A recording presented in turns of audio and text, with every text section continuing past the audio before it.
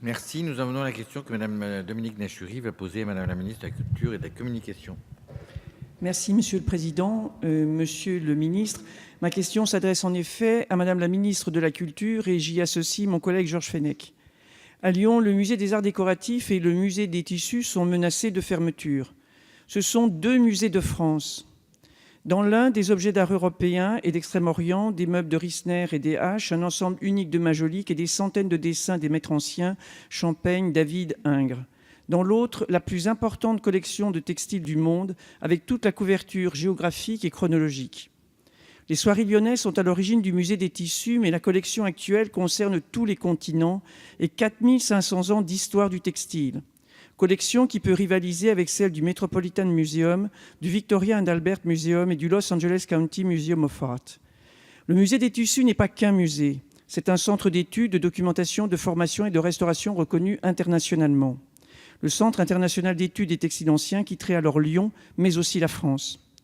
Le budget actuel des musées est d'environ 2,5 millions d'euros, avec 45% d'autofinancement. La Chambre de commerce et d'industrie de Lyon, propriétaire des collections et des bâtiments, ne peut plus assurer la vie de ces musées parce que son budget a été amputé au profit de l'État de 20% des taxes versées par les petites entreprises et les PME, soit un tiers de son budget. Alors, Monsieur le ministre, l'État ne peut ignorer ce que fait Bercy et qui impacte indirectement le ministère de la Culture. L'État doit être le moteur pour assurer l'avenir des collections et l'avenir des musées.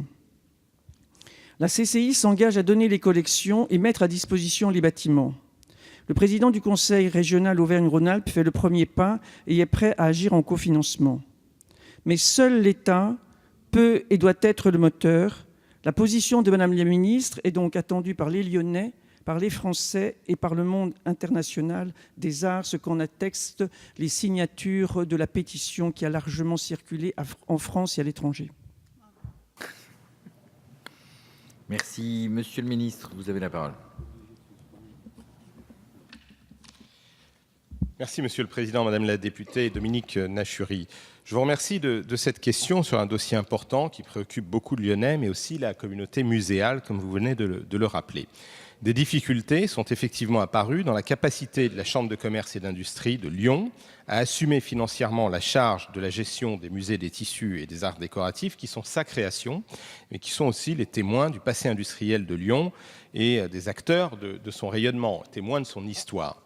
L'État est très attentif à ces musées. La ministre de la Culture et de la Communication, Fleur Pellerin, a mandaté, en accord avec le préfet de région, une mission de l'Inspection générale des affaires culturelles, l'IGAC, sur le devenir de ces deux musées. Le rapport de l'IGAC préconise la création d'une personne morale distincte de la CCI de Lyon pour gérer les musées. Celle-ci pourrait s'appuyer sur divers partenaires publics et privés, ainsi que sur un conseil scientifique. Cette solution partenariale ne peut exister sans l'implication forte des collectivités locales concernées, ainsi que des partenaires privés naturels que sont les industriels du textile de la région. L'objectif est donc de disposer dès 2017 d'un mode de gestion adéquat dans un nouveau cadre juridique, sous forme soit d'un groupement d'intérêt public, un GIP, soit d'un établissement public de coopération culturelle. L'État participera activement à un groupe de travail réunissant tous les partenaires afin d'avancer concrètement sur l'avenir de ces musées. Le travail doit porter sur leur rayonnement scientifique, comme sur les aspects de gouvernance et de financement. Ces deux musées sont un patrimoine exceptionnel pour la ville de Lyon, mais pour notre pays. Il faut donc les préserver et les développer, comme vous l'avez souligné. Je vous remercie. En réponse, ma chère collègue, vous avez la parole.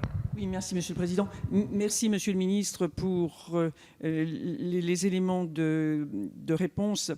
Simplement, vous parlez de 2017, il y a urgence. La CCI de Lyon, qui a maintenant fusionné avec Saint-Étienne et Roanne, va voter son budget à la mi-mars, puisque justement il y a eu cette fusion, et elle va être amenée à supprimer la ligne d'aide au musée.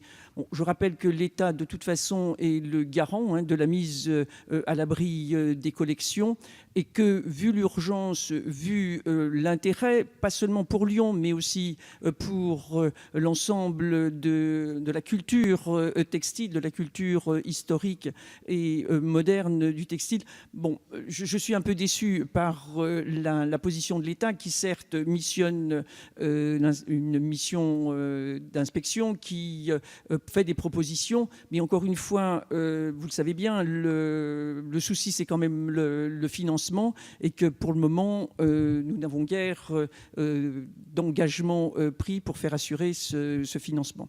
Je vous remercie, Monsieur le ministre. Merci. Donc, nous suspendons nos travaux pour quelques instants pour des raisons d'organisation.